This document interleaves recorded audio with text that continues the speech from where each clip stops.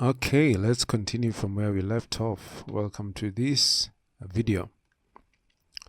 All right, before we start modeling our building and designing for reinforced concrete, we need to set up our preferences. So this is our architectural drawing, and we need to model it into our structural design. So before we model the slabs, before we model the columns, before we model the beams and all that, we need to first of all set up our preferences. So if I go to robot and click here at the tools tab, you can navigate to your preferences, and here you can start with the language. So if you want to change it to your regional settings, if you want to change it to Australia, to French, to Britain and all that, you can change it to your preferred language. And as you can see, my preferred language is Great Britain. It's English. My regional setting is Great Britain, and the working language is English, and the printout language is also English. So that's my preference. If we go to the general parameters, there's something here called file open, recently used structures. So once you open up robot, there's a number of recently used or opened up designs that you see displayed, and here is set at 4. If you want them to be 5 recent projects that you've worked for, if you want them to be more, you can set them up as more. Currently I just prefer them as 4 of them. Also, you can check the active undo option. You can see you can undo anything that you do. You can also have the backup copy created each time you create a file, and then you have the autosave option. So when you're working on your design, you can autosave every 10 minutes. So if you want it shorter, you can have that as shorter. If you want it longer, you can set that up. Then next, you can show the tip of the day. You can show object inspector, and you can check the calculator in edit fields. So here are view parameters. We have the display acceleration set up to somewhere in the middle. So this depends on the performance of your computer. You can increase it. And then here next is a very important setting. So if you want to change how your robot structures appears, this is where you change it. So here I can change much of my user interface settings from here. So let's say I want to change this to Basia and accept. You can see it changes the display of my user interface or my workspace. So if I go back to tools, preferences, I can change it to what I want. So if I want light, for example, I can accept and it goes back to light. Okay, so according to your preferences, you can set up whatever you want. So here I can set it up back to dark green and accept, and I love that. Okay, going back to the preferences again, here you can see you can also change some elements and their colors. So you can select a particular element and you change its specific color according to your preference. Then going to the next option, you can change the toolbar and menus. You can change them to large icons or small icons, whatever you want. And then for the printout parameters, it's all about how the printouts will appear and their colors and all that. You can see you can print colors as shades of gray, and there's some advanced settings here. So I've already shown you the most important settings, so you can select them according to your preferences. Then there's something else here that you can also customize, which is the job preferences. Here you can change your units. So if you want to change them to imperial or metric, you just hit one of the options here. So do you want to change all units for metric? So if you're in imperial and you want to change them to metric, you just hit that and you change them to metric. So currently they are in metric. I don't need to change them. So you can open up the default parameters. So you can restore everything to default. I don't want to restore. And then here under materials, as you can see, the materials code, I'm using the Eurocode materials library. So if we want to change it to another code or to another country's materials, you can change it here. You can see we have very many other countries or codes that you can change the materials to. And here you can see the basic set is steel concrete. Remember, this course is all about reinforced concrete or RC. And most of what we'll be using in terms of material will be steel and concrete. So the steel is what reinforces the concrete because concrete is weak in tension. All right, so here you can see concrete. So if you want to change the class of concrete, so you can change it to C20, 25, and here you can click on modification, and as you can see, you can go to concrete. Here the C12, 15, you can change it to the C20, 25, and you can see you can also customize these parameters here. You can type in the elasticity, the Young modulus, which is E, and all these other things. You can change all these parameters. As for aluminium, you can do the same. For timber, you can customize all these things. So if you're done, you just close. And then here there's some databases, so for various things. So for steel and timber sections, here you can select the database that you want to use for steel and timber sections. And if your database is not here, you can also upload it or you can load it. So you can click on this and you select the database of need or of choice. So you can, if you want Indian database, or if you want a Chinese database or Euro database, you just come here and select it. All right. So this is a list of databases that have been already loaded. So you can select a database of choice. You change from UK, for example, and change it to Europe. So these are UK sections. You can change for steel, you can change it to Europe. Then for vehicle loads, also here you can load whatever you want, or you can select from these two loads. Standard loads, you can load a database, bolts, and so on and so forth. And then here are the design codes for loads. You can see load combinations.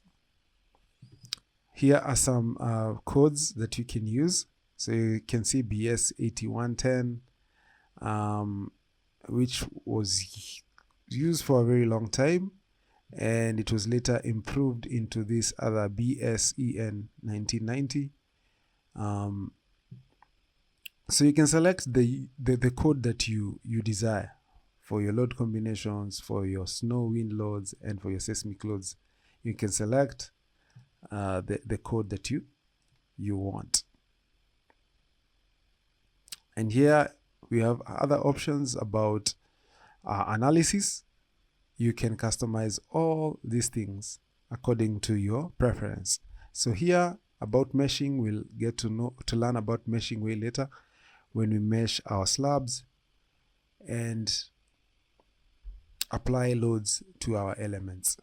So that's how you select your preferences. And if you want to save your job preferences, you can just click on Save Job Preferences, and you'll be able to save it.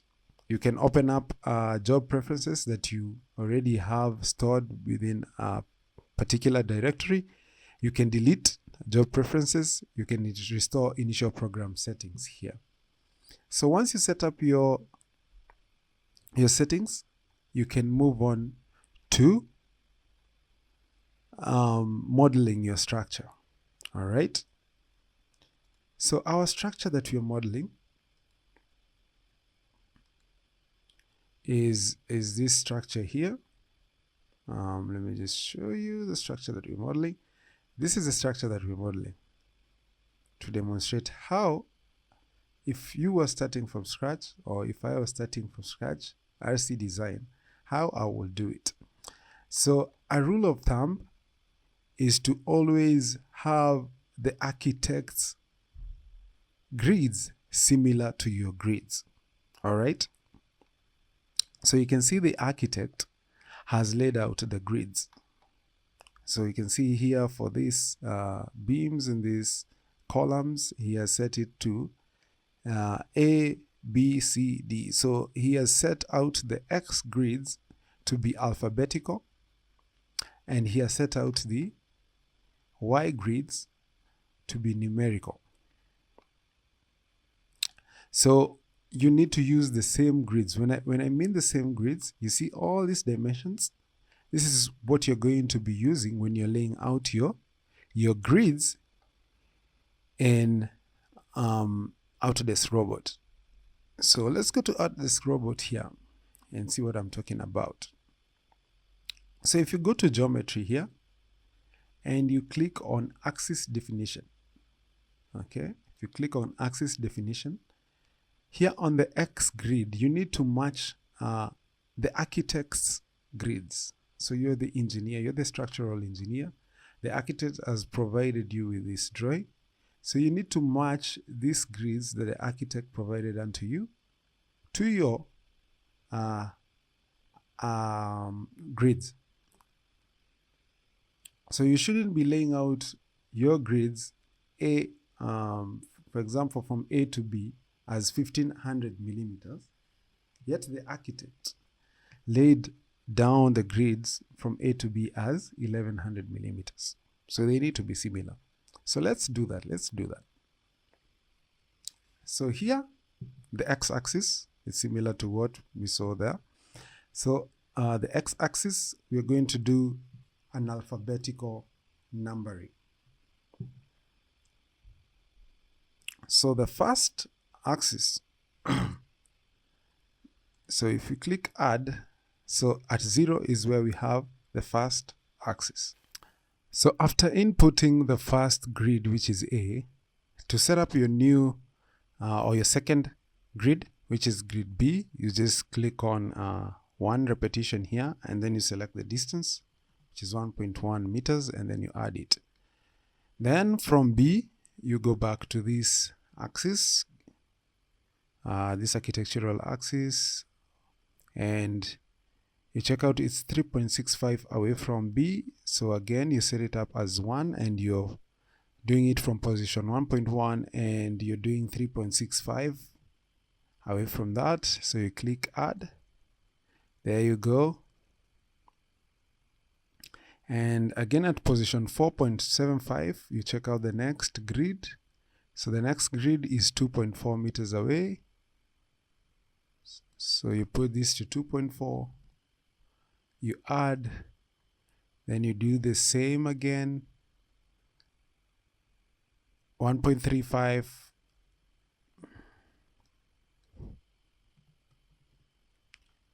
you add, and then you add the two last ones. So let me just look at what they are, 2.3 and 1.1. So I put here 2.3, I add, and then 1.1. Then we add, then we apply, and then we go to the y-axis. So once we go to the y-axis, so let's look at the y-axis again here. So now we set it to numerical, and we check out the distances. So here, I'll go from 1 to 2 to 3. So from 1 to 2 is 3.5. So let me just do that. So the first grid is at 0. So just add that. And then here, I add 1 repetition. And then I look at the distance here. The distance is 3.5 from 1 to 2. I add that, and then I keep on adding the rest. So from 2 to 3 is also 3.5.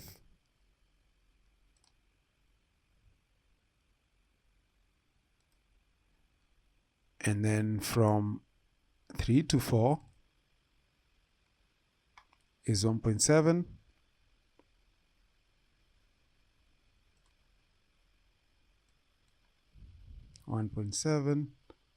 We add that, and then 1.4, then 1, 1.4 you add, and 1.0 you add, then 2.9, then 1.95, then 1.65.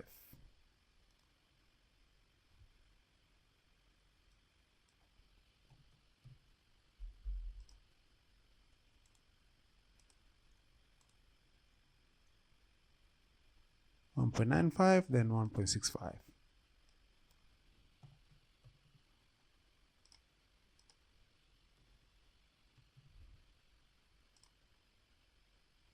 So you apply and you close. So as you can see, you now have your grids that are similar to the grids of the architectural design. So once that is set up, you can set up your stories. So we're going to do that in our next video. We'll see how to set up our stories, and then we will start up our element design. So let's look whether these grids look similar to this. So you can see it's from 1 to 9 and from A to G. And here you can see you have the same A, B, C to G, and then you have here 1 to 9. So this is the first step. You need to set these grids. They need to be similar to the architects, because if you're going to site to read grids, the person reading the drawings should be able to look at the architectural drawings and the structural drawings and be able to compare, and they should be able to interface, so that when they're laying out elements, they're able to see how the structural design marries into the architectural design. So see you in the next video. Please, if you have any questions, ask them in the comment section, and please share this content and subscribe to our channel. Thank you.